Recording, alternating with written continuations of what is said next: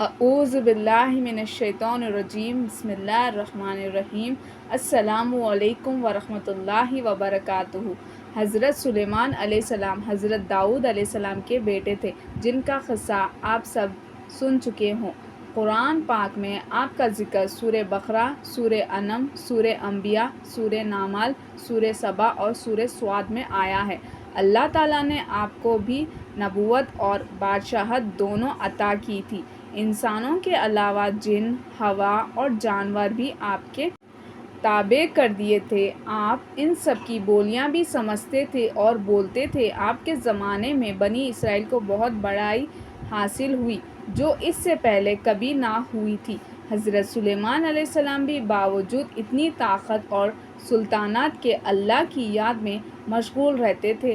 ان کو دنیا کی بڑی سے بڑی چیز بھی اللہ کے یاد سے غافل نہیں کر سکتی تھی۔ ایک دفعہ کا ذکر ہے کہ آپ اعلیٰ درجہ کے گھوڑوں کو دیکھ رہے تھے۔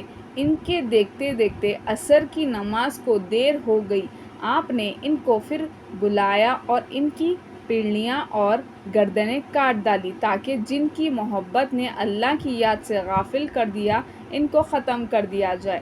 ایک دفعہ کا ذکر ہے آپ اپنی فوجوں کے ساتھ تشریف لے جا رہے تھے۔ چلتے چلتے چونٹیوں کی وادی میں پہنچے۔ ایک چونٹی نے کہا، اپنے اپنے گھروں میں گھس جاؤ، ایسا نہ ہو کہ حضرت سلیمان علیہ السلام اور اس کا لشکر تمہیں تباہ کر دے اور انہیں اس کی خبر بھی نہ ہو۔ آپ چونٹیوں کی بات سن کر مسکرائے اور کہا، اے اللہ، مجھے توفیق دے کہ میں تیری نعمتوں کا شکر ادا کروں جو تو نے مجھے اور میرے ماں باپ کو دی ہے، اور ایسے نیک کام کروں جن سے تو خوش ہو، اور اپنی مہربانی سے میرے مرنے کے بعد مجھے اپنے نیک بندوں میں داخل کر۔ ایک دفعہ کا ذکر ہے کہ آپ نے پرندوں کی حاضری لی تو اس میں ہدہد نظر نہیں آیا۔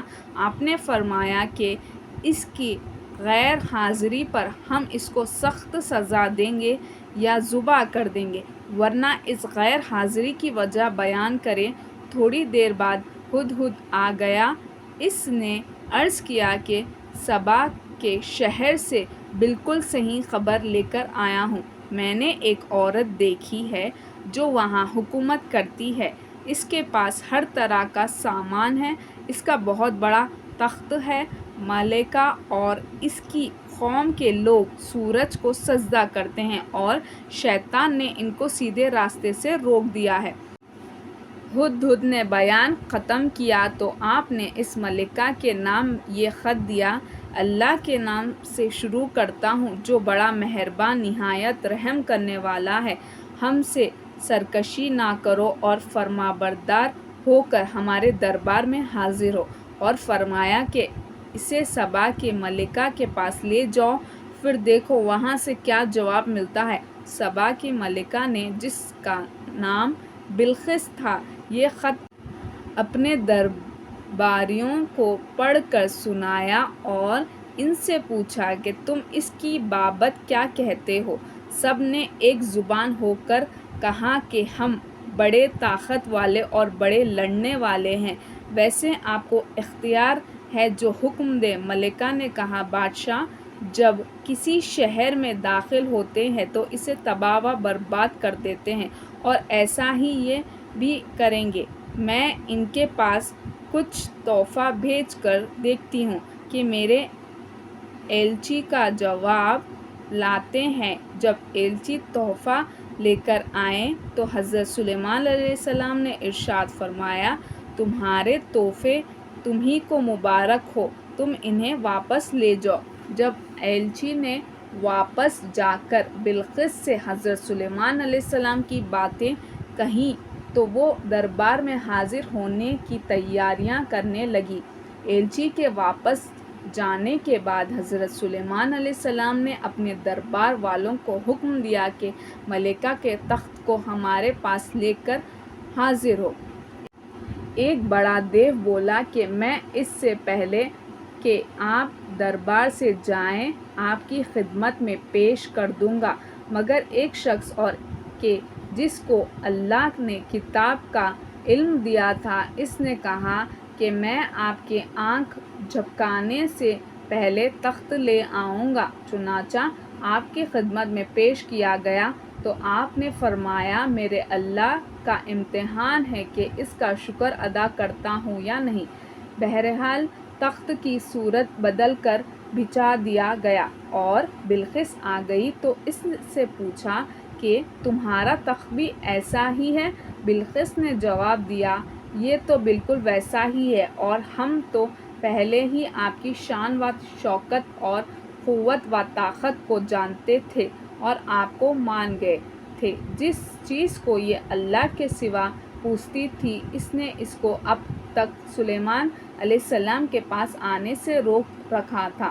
پھر بلقیس سے محل میں جانے کو کہا گیا۔ جب اس نے حضرت سلیمان علیہ السلام کا محل دیکھا جو شیشے کا بنا ہوا تھا اور معلوم ہوتا تھا کہ پانی سے بھرا ہوا ہے، بلقیس اس میں سے گزرنے کے لیے اپنے پینچے اوپر اٹھا لیے اور اپنی دونوں پنڈلیاں کھول دی۔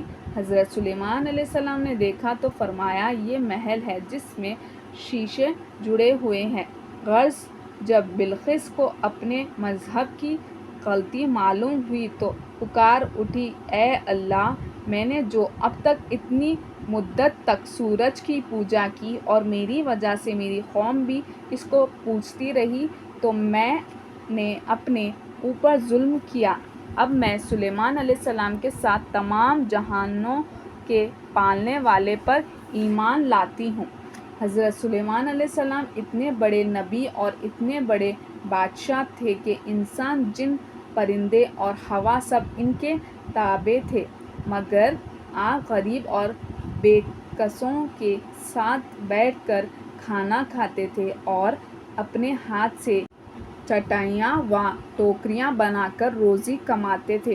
ہر وقت یاد الہی میں مشغول رہتے، راتوں کو بہت کم سوتے، دن میں اللہ کی مخلوق کی خدمت کرتے، بس یہی ان کی زندگی تھی۔ ویڈیو کو لائک شیئر کیجیے اور ہمارے اس یوٹیوب چینل کو سبسکرائب کرتے ہوئے اس کے بیل آئیکن کو بھی پریس کر لیجیے تاکہ ایسے ہی ویڈیوز آپ کو ملتے رہیں۔ جزاک اللہ خیر۔